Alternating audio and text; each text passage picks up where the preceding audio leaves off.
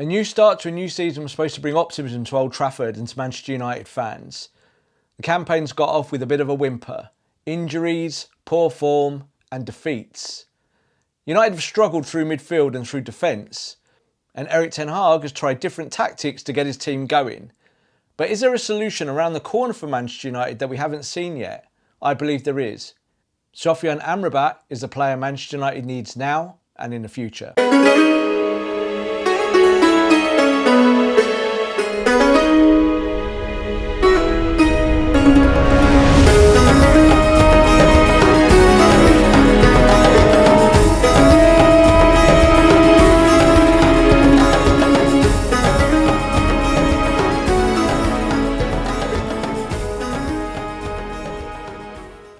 It's easy to criticise when things are not going well.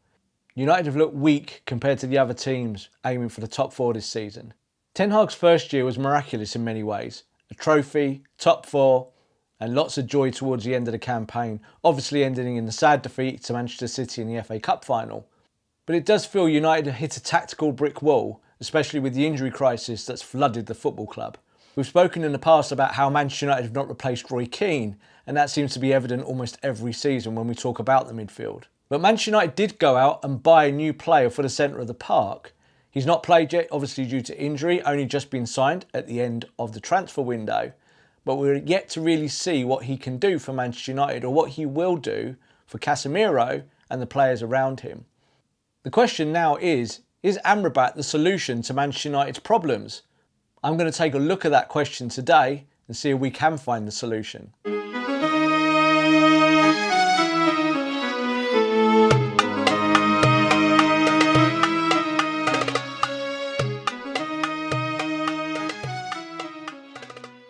So besides the injuries this year, has anything out of the ordinary happened? Well, last campaign we saw United played their best football when Casemiro was in the team and before his suspension. At the end of his suspension, there was no doubt there was a drop-off in his impact and his form, and that's continued into this season. Casemiro is one of Manchester United's highest wage earners. He's also one of the most decorated. Everybody knows what he can do, but unfortunately we're now getting to a point of his career where his engine is seeming to fail. Amrabat was brought to the club to help Casemiro. Manchester United could play 4-2-3-1, those two could pair up in a double pivot and get United moving. But the more we've seen this season already from Casemiro, it really feels that he might be the one on the bench, and one of the younger players with more energy will be there with Amrabat. Amrabat's numbers are impressive. He gets the ball in the deck, he's progressive, he can move the ball forward, he can travel with the ball. He's an aggressive midfielder with no frills, but he can also play the important pass into the forwards. He doesn't have Casemiro's rounded experience, but he certainly can add aggression to Manchester United's midfield. I don't doubt that Ten Hag will start off by trying to pair up Casemiro and Amrabat. It seems the obvious choice in the earliest days. But the more we see Casemiro, the more worried I become. Now, is Amrabat ideally suited to play the number 6? The truth about that is no. But he can play that 6-8 role that we've seen Eriksen play now for a long time. And everybody feels that Eriksen really cannot do that. Mason Mount was also brought to the football club to play the number 8 role. And I think we'll see this more and more as Casemiro finds it more difficult to get into the team. Kobe Manu is an outstanding prospect. He was great in pre-season and he's almost back from injury. There's no doubt as well that he will also get in the team and push Casemiro. Long term, it feels like who will partner the Moroccan for Manchester United in this midfield? When everyone is fit, Manchester United do have options. Bruno Fernandes can play deeper, and we know that Ten Hag likes to do that. Mount provides an incredible amount of energy and a great press. And Manu has the X factor.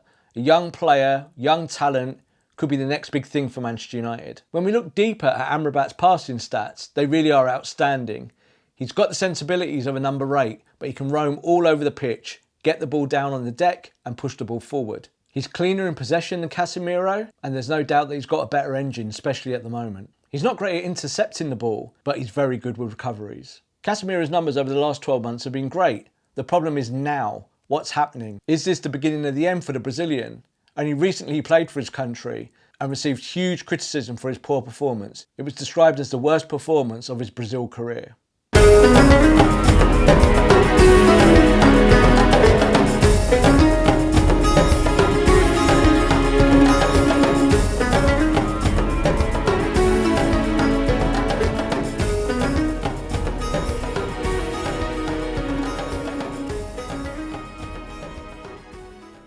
It's easy to get overexcited about Manchester United's poor form in the opening games. It has been worrying. Obviously, United fans have been watching this and not liking what they see.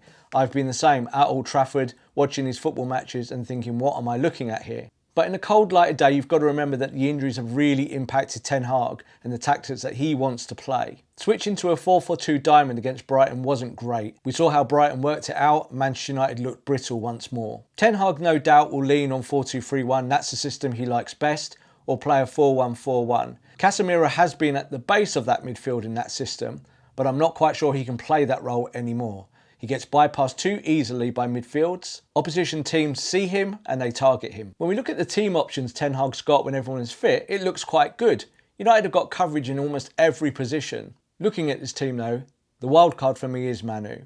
Manu might be young, but he's great. He's good at what he does, and I think he's ready for that step up. Nobody thought we'd be talking about replacing Casemiro in the team at this early stage of the season, but I think that conversation needs to be had. So will Amrabat's earliest inclusions really get Manchester United back on form? Well, the debate's out on that, isn't it? It takes new players time to adapt. He's going to have to get to know his own teammates, but I do think that he'll add more steel and presence and become a fan favourite really quickly. As always, thanks for watching. Like and subscribe. Follow me at _Rob_B here on YouTube and also on Twitter, X. I'll see you for the next one.